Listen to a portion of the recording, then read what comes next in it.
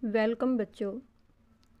इस वीडियो में हम विटामिन ए की कमी एवं अधिकता से हमारे शरीर पर क्या प्रभाव पड़ता है, यानी विटामिन ए की कमी से होने वाली हानियाँ क्या क्या होती हैं।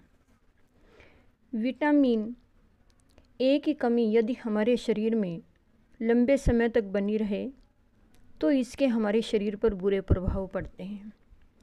नंबर 1, आँखों पर बुरा प्रभाव। विटामिन ए की कमी का सबसे बुरा प्रभाव व्यक्ति की आँखों पर रहता है। बारी बारी से निम्नलिखित लक्षण तथा विकार उत्पन्न होने लगते हैं। नंबर 1, रतौंधी। यह सबसे पहले उत्पन्न होने वाला लक्षण है। व्यक्ति को कम रोशनी में ठीक प्रकार से नज़र नहीं आता, विशेष रूप से तेज़ रोशनी से कम रोशनी में आने पर। नंबर 2, आँखों की श्लेष्मा। एक आँखों के अंदर विशेष प्रकार की झिल्ली होती है जिस पर इसका प्रभाव अधिक पड़ता है। धीरे धीरे आँखों की जो रोशनी है, श्लेष्मा झिल्ली है, वो प्रभावित होने लगती है। इसका पहला लक्षण होता है तेज़ रोशनी का बुरा लगना, जिससे फोटोफोबिया कहते हैं। उसके बाद आँखों में खुजली तथा जलन होने लगती है, आँखें सूजने भी लगती हैं तथा अश्रु, जिसे हम आंसू कहते हैं, उनका जो बहना है, उनका स्राव बंद हो जाता है। धीरे धीरे आँखें बिल्कुल सूखी रहने लगती हैं। जेरोफ्लेमिया। जब आँखों की दशा बहुत बिगड़ने लगती है, आँखों के कॉर्निया सूख जाता है, नज़र में धुंधलापन आने लगता है, संक्रमण के कारण घाव हो जाते हैं, कार्नियम में बायोटॉट स्पॉट बनने लगते हैं तथा छोटी छोटी फुंसियाँ निकल आती हैं जिनमें पस भी पड़ जाती है, जो एक चिपचिपा पदार्थ होता है और उसी से आँखें चिपचिपी रहने लगती हैं। नंबर 4, केरेटोमलेशिया। आँखें खराब होने की यह अंतिम अवस्था होती है।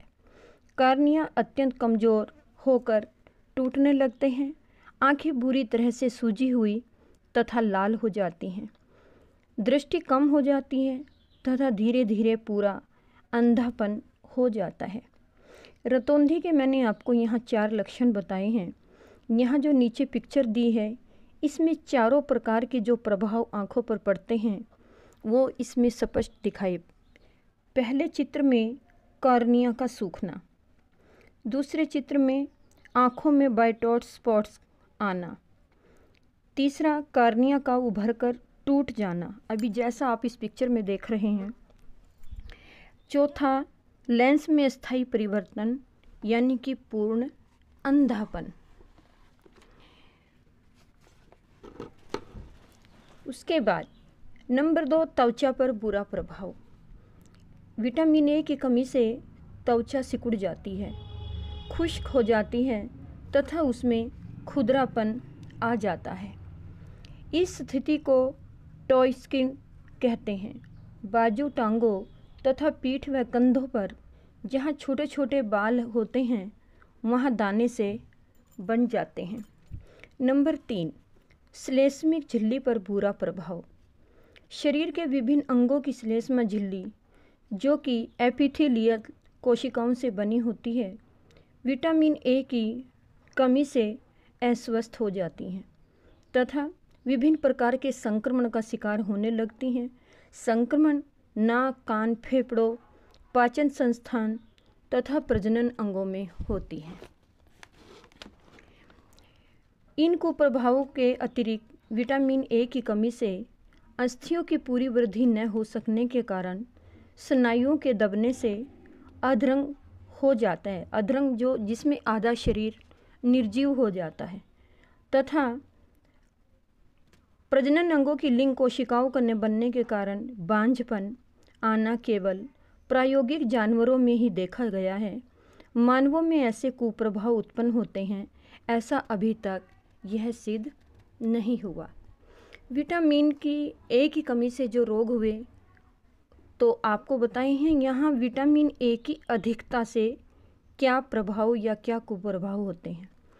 विटामिन ए क्योंकि जल में घुलनशील नहीं होता, इसलिए आवश्यकता से अधिक मात्रा में ग्रहण किए जाने पर यह मल तथा मूत्र के साथ विसर्जित नहीं होता, बल्कि शरीर में संग्रहित हो जाता है। लंबे समय तक आवश्यकता से बहुत अधिक मात्रा में टॉनिक्स के रूप में रेटिनॉल लेते रहने से इसके बुरे प्रभाव पड़ने लगते हैं। नंबर 1, त्वचा में खुश्की, खुजली व खिंचाव का आना। नंबर 2, हड्डियों व जोड़ों में दर्द होना। नंबर 3, सिर दर्द तथा वमन होना। वमन कहते हैं उल्टियाँ। नंबर 4, व्यवहार में चिड़चिड़ापन आना। नंबर 5, बाल झड़ना। नंबर 6, हड्डियों का कमज़ोर होकर चटकने लगना। नंबर 7, यकृत का बढ़ जाना, जो पाचन क्रिया का अंग है। नंबर 7, सुस्ती रहना तथा अधिक नींद आना। यह सभी प्रभाव तब तक रहते हैं जब तक शरीर में इसकी अधिकता हो। इसके अतिरिक्त फूड सप्लीमेंट दवाइयों के रूप से विटामिन ए लेने बंद कर दिए जाएं तो शीघ्र ही यह लक्षण कम होने लगते हैं और समाप्त हो जाते हैं। विटामिन ए की कमी और उसकी अधिकता के जो कुप्रभाव बताए हैं, उनके साथ ही है वसा में घुलनशील विटामिन कौन कौन से होते हैं। वसा में घुलनशील विटामिन पर एक टिप्पणी करनी है। घुलनशील के आधार पर विटामिनों को 2 भागों में बांटते हैं। नंबर 1, वसा में घुलनशील विटामिन। इसमें number 1 vitamin A, number 2 vitamin D, number 3 vitamin E, number 4 vitamin के। यह विटामिन केवल वसा में घुलनशील होते हैं, इसलिए इनका अवशोषण शरीर के वसीय घोल को द्वारा ही किया जाता है।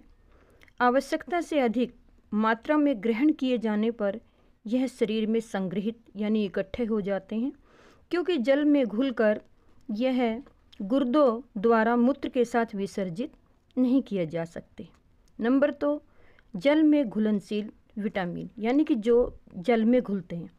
जल में घुल सकने वाले जो विटामिन होते हैं, vitamin B1, vitamin B3, vitamin B12, इसके साथ विटामिन सी, जिसको हम एसिड भी बोलते हैं। जल में घुलनशील विटामिनों में से अधिकतर मुख्य रूप से शरीर की अनिवार्य एंजाइम्स की संरचना में भाग लेते हैं।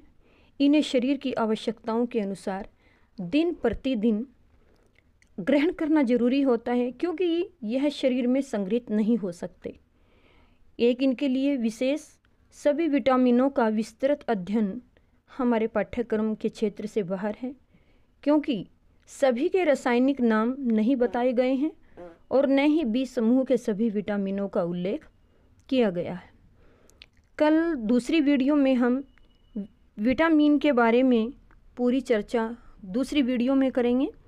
ये जो विटामिनों के बारे में विटामिन की कमियां, विटामिन के लाभ हानियां बताई हैं, इनको आप अच्छी तरह से याद करेंगे।